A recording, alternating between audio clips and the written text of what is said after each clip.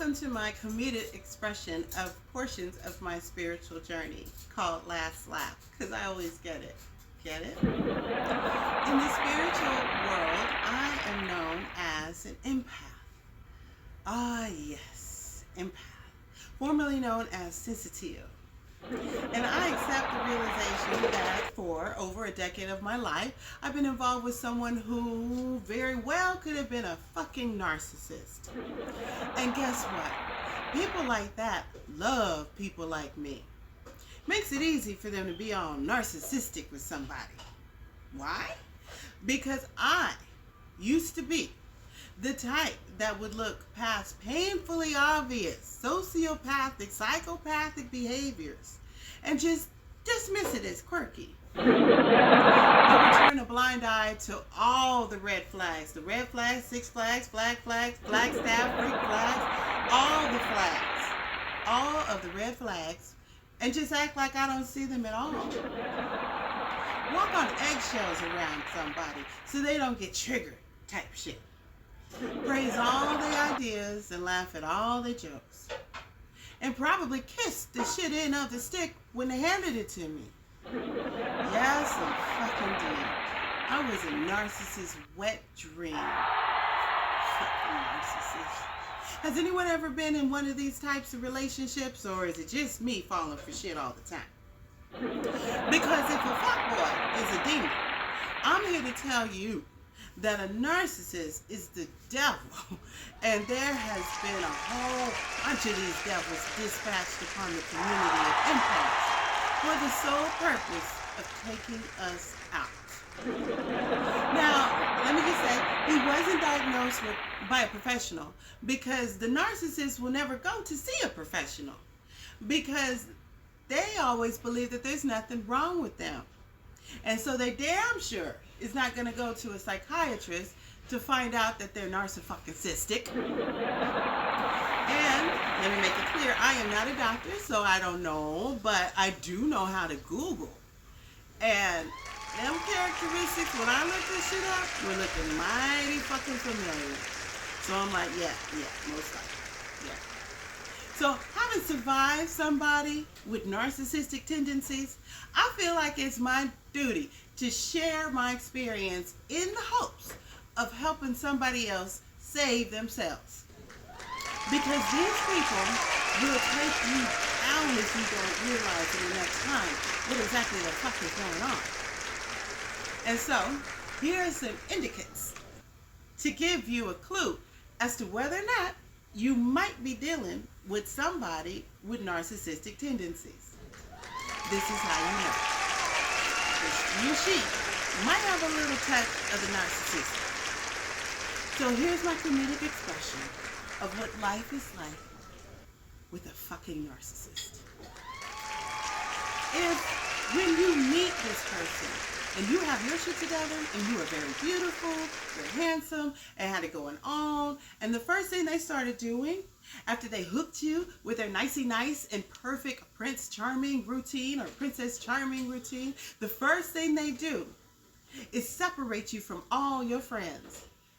Well, no, that would be the second thing that they do, actually, because the separating of the friends happens right away. So the second thing that they do is hit you with the, I like you more natural look BS, right? And I'm like, I should have been like, no you don't, because it was these green contacts that reeled your ass in. Followed a close second by the golden blonde ombre vest that I had weaved all down my back at the time, okay? And don't get me wrong, there's nothing wrong with natural beauty. Please don't mistake what I'm trying to say. I come for it, I do. But I also cut for freedom of self-expression. So that means when I show up, I can show up and express my appearance however the fuck I want, okay? Anyways, my point is, they just want you to be a little less attractive. Okay, so I did it. I dumbed down my attractiveness. And then the next item you might get from the narcissistic treatment program is nothing you say is ever accurate or justified. And nothing, and I mean absolutely nothing, they say is ever wrong. Yes, that's right. You heard me right.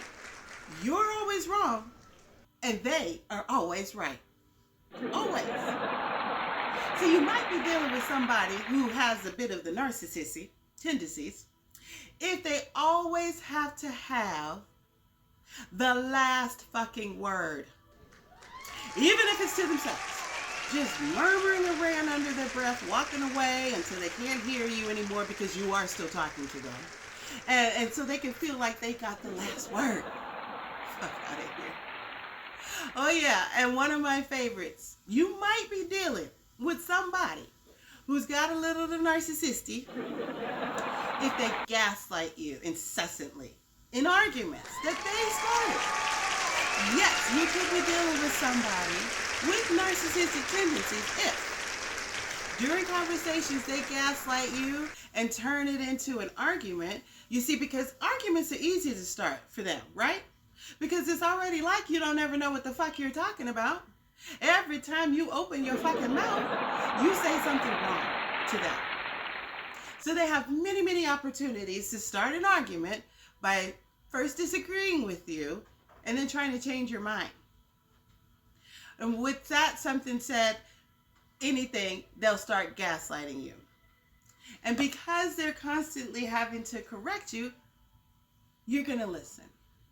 And look, let me be clear. I'm not talking about the kind of toxicity here that produces physical abuse. That's not what I'm talking about.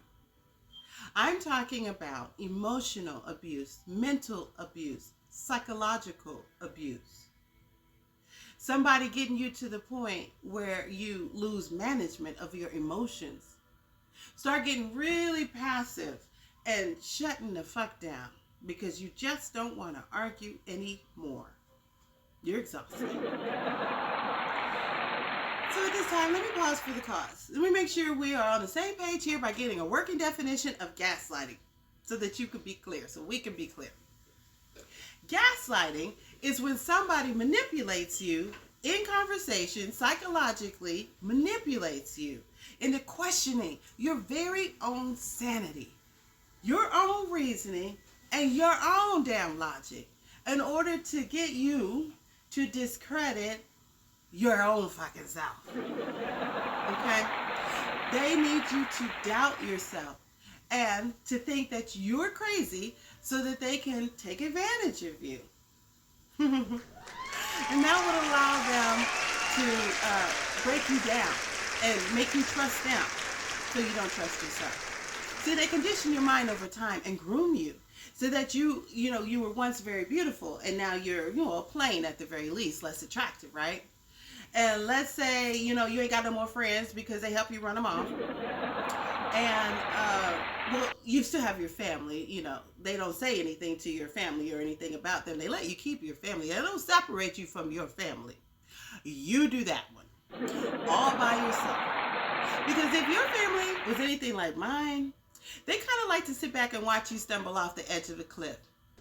It's a good party hard for them because what I found out later and sooner is that half my fucking family was full of narcissists their damn selves. Yeah, they're not going to tell you. Your family. They'll talk about you behind your back, you know what I'm saying? But at get-togethers, they're just going to sit back and watch this shit, collect data and evidence so that they can have something to speak about amongst themselves. My family was like this. Hopefully yours is not. But the bottom line is, really, you know that your family's fucking judgy, right? And you don't want to tell anybody what's been going on with this person because you done already told them how fucking perfect this person was. Because they were, right? In the beginning. And now you hate for everybody to see you be wrong again, yet again, about yet another person you're with. So eventually, you cut your family loose so you can suffer in silence alone with some dignity, the way God intended. Which is exactly where they want you. This was the goal all along. Now, they have you all to themselves, and then they really start doing the fool on you. Start taking shit to the next level. And every time you say something to them about how they're acting, it's funny to them. They get this sarcastic little laugh, demeaning and so condescending. Well, you know what they say about those who laugh now, right? But I digress. Anyways, they might start staying out all night, start cheating on you, maybe even start stealing from you. And who are you gonna tell? And if you bring up some shit to the narcissist, they're gonna gaslight the shit out of you. And you're gonna let them. Because you think you're slowly losing your fucking mind. And that maybe they're right. And maybe it is me. And you die a little bit every time you do this. And fall deeper and deeper into solitude and depression. But if, by some sheer miracle, somehow you find your way to fed up and sick of this shit, and you miraculously have a grand awakening some beautiful blessed day, and some part of you misses love and wants to feel love so fucking bad one day that you actually resort to, broken and defeated, your last resort, you actually allow yourself to love yourself and be embraced by self-love. And then you will be saved. And continue to grand awake the fuck up and remember your beauty. And you will regain your strength. And somehow, little by little, the same way it was stripped from you, it has to somehow, you might even fuck around and create something while they're out in the streets exercising their options. And breathe life into a whole nother life. Allowing self-love to yield peaceful, harmonious energy into your 3D physical experience. And one day, before you know it, you will stand up to that bastard or to that bitch and send them back to the ninth level of hell where they came from. Oh yeah, give them the fuck this send-off. And you will truly become like the phoenix rising from the ashes. Bigger, better, more beautiful, and even more badass than you've ever been. And not reclaiming your old life, but starting a new one with your refined ass. Move on from that motherfucker and get you some new and have the last fucking laugh. Word. That's my time, y'all. Y'all can call me Last Laugh because I always get it. Get it?